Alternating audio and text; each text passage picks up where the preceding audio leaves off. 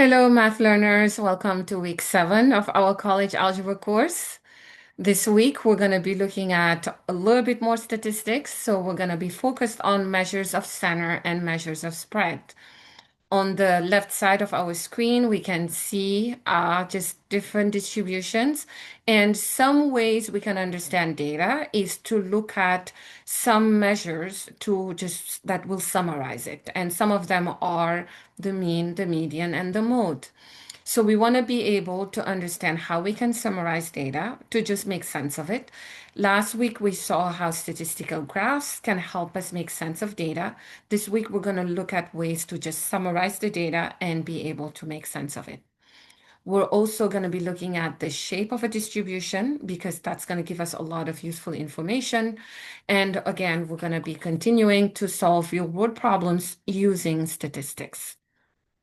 So this week then, we're going to be taking a look at an example. So this is a real example of data, housing data, that comes from Zillow.com. So Zillow is a company, just among many others that deal with real estate.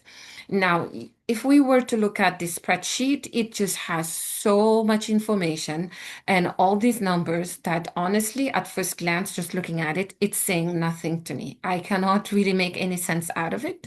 But by looking at the mean, the median, and the mode of some of these quantities or variables, then we can actually it can make sense. For example, if somebody were to tell me the median average price, let's say in Bakersfield, California, is 300,000. I'm not sure if that's correct or not. I'm just throwing it out there. But whatever number they give me, that gives me an idea about the housing market versus maybe if they were to say the median price of a house, let's say in Los Angeles, maybe is 800,000. If they said that, then I can already see on average what the prices are going for if you are in Bakersfield versus Los Angeles. So those are just some examples. Also, we can think about what's the mean salary of a nurse. So, for example, in the state of Minnesota, so if you just graduate and you are an entry-level nurse, what's the mean salary? That's one example. And also the mode can be used to summarize the data. Like we said, just this week, you're going to be looking at the shape of the distribution, which will give you some information.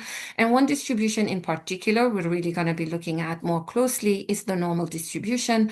It's one of the most widely used distributions that we see in the real world, and having some understanding of it is going to really help you be able to solve a lot of real world problems.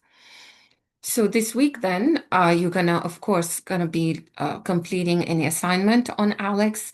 So any reading, any homework, any quizzes.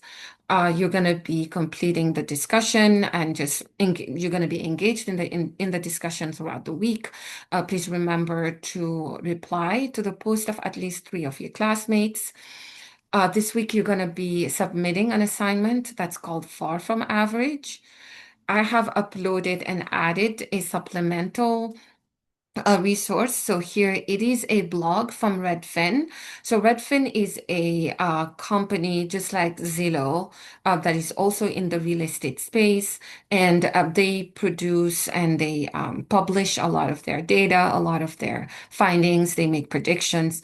But here it's a nice blog where they're comparing the two measures of center to figure out which one is the better one to understand the average price of a home. So, should we use the mean or should we use the median? And after you read it, hopefully you will get some understanding of why those are usually used and when is one probably better than the other. Then you're also going to be looking at that portfolio project that you've been working on throughout the course. Now you are ready to just bring it together and submit it. But before you do, please make sure you are reading the directions on how to upload. And then now you're going to be submitting it.